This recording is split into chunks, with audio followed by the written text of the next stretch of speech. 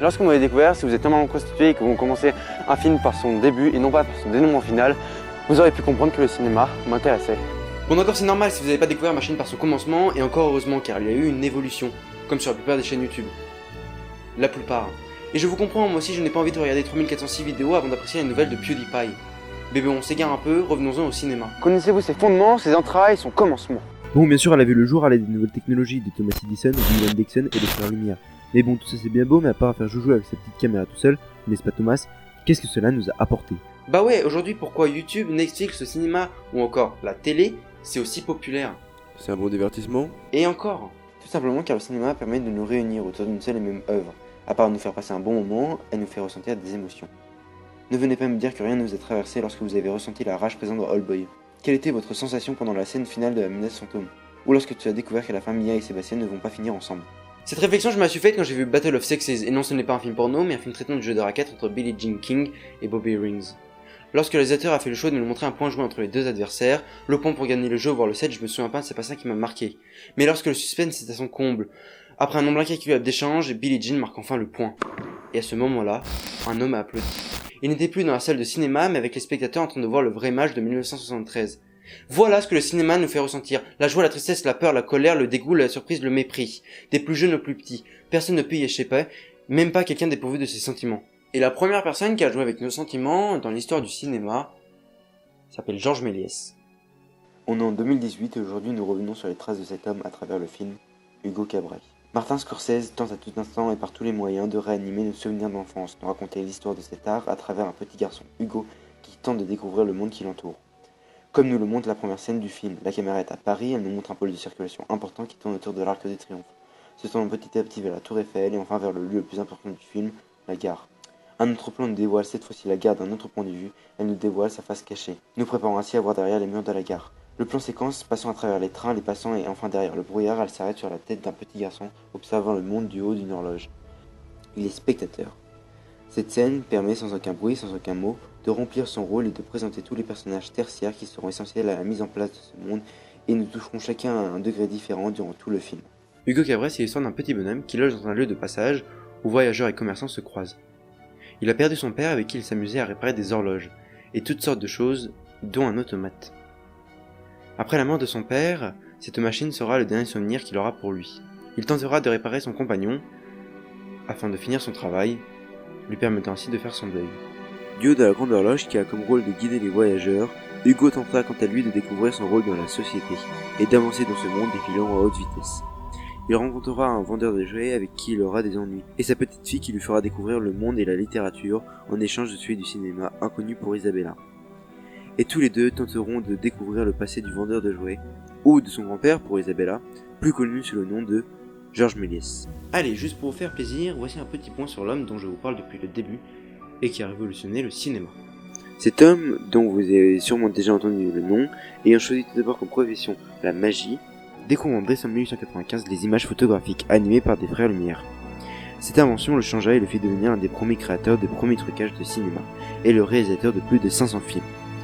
Dans ses débuts, il s'amusait à reproduire ses spectacles de magie derrière la caméra, truqués par de nouvelles magouilles de découpage de pellicules.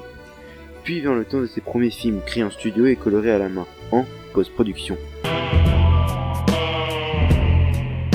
Ces films sont gorgés d'inventivité et de rêves, ils sont adaptés aux enfants comme aux grands, et c'est ce que Scorsese a voulu faire passer comme message dans son film.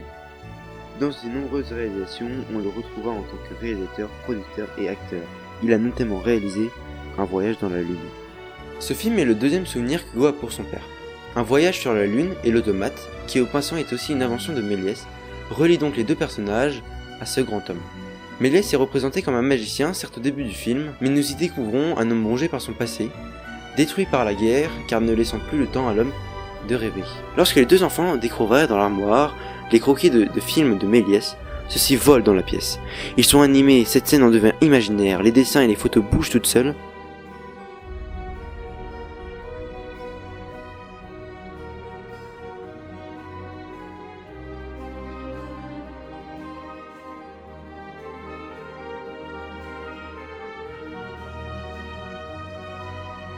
Mais lorsque Méliès rentre dans la pièce, toutes les feuilles retombent par terre. C'est un retour à la réalité, il n'a plus le temps pour ses sottises. Si je vous parle de ce film aujourd'hui, ce n'est pas simplement pour vous réitérer la vie de ce grand homme, mais pour vous montrer la portée de ce film, à travers une réalisation digne de ce nom, encadrée de majestueux plans séquences. À tout instant, on est fait référence au rêve et à l'imaginaire, que ce soit par les plans silencieux, montrant les tours de cartes de Méliès, ou par le cinéma, mais aussi par la première invention qui l'a permis. Je veux bien sûr parler des livres. La librairie nous est montrée tout d'abord comme un endroit de savoir, avec ses sculptures et les outils mathématiques faisant ainsi référence à l'Antiquité. Puis cela devient un lieu magique dès que Isabelle rend le livre sur David Copperfield. Puis les deux enfants découvrirent l'histoire du cinéma à l'aide encore une fois des livres. Dans ce passage, le livre est interactif avec la voix des enfants. Ce ne sont peut-être que de mots, mais ces mots permettent d'imaginer les premiers films. La littérature permet de nous évader à travers des œuvres, nous laissant comprendre qu'ils ont un but, celle de raconter des histoires et de nous emporter avec elles. C'est notamment dans ce lieu que Hugo demande à Isabelle si elle veut vivre une aventure. L'aventure n'est pas plus d'aller au cinéma en toute inégalité que d'y voir un film. Le libraire, interprété par le talentueux Christopher Lee, a 1 heure, 4 minutes et 19 secondes.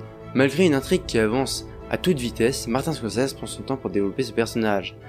Pas très intéressant à vue d'œil, mais très important dans la mise en place du message du film. Montré en contre-plongée pour lui donner de l'importance, pas comme un personnage cruel comme l'acteur sait très bien été interprété, mais comme un personnage d'une très grande bonté, permettant ainsi à Hugo d'obtenir un 3e souvenir de son père. Le rêve est également très présent lors de l'anecdote de l'auteur du livre sur le cinéma. Lui-même est animé par ses souvenirs d'enfance grâce au cinéma de Georges. Cet auteur va permettre aux 2 jeunes enfants d'atteindre leur but et de faire renaître de ses cendres les souvenirs et le film de Georges Méliès. À la fin du film, tous les personnages ont évolué. Hugo passant du 4 de l'horloge au début du film jusqu'au 5 à la fin. Hugo a fait le deuil de son père grâce à Georges qui l'accueille et qui devient son nouveau père adoptif. Le policier qui dans le film est considéré comme le méchant, qui est l'agresseur des enfants, va montrer sa part d'humanité grâce à l'amour, déjà dévoilé lors de nombreuses rencontres avec la fleuriste, qui sont contrastées avec son caractère envers les enfants. Le film n'exagère jamais les caractères des personnages, pas comme dans d'autres films. Dans Hugo Cabret, ils ne sont pas parfaits mais veulent devenir. Ils font des efforts tout au long du film.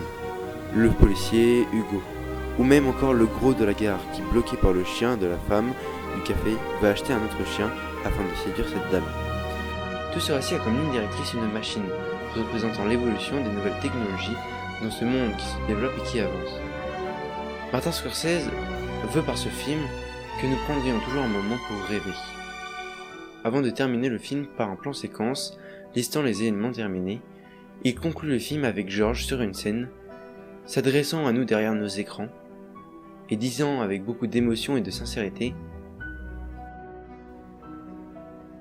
Venez donc rêver avec moi.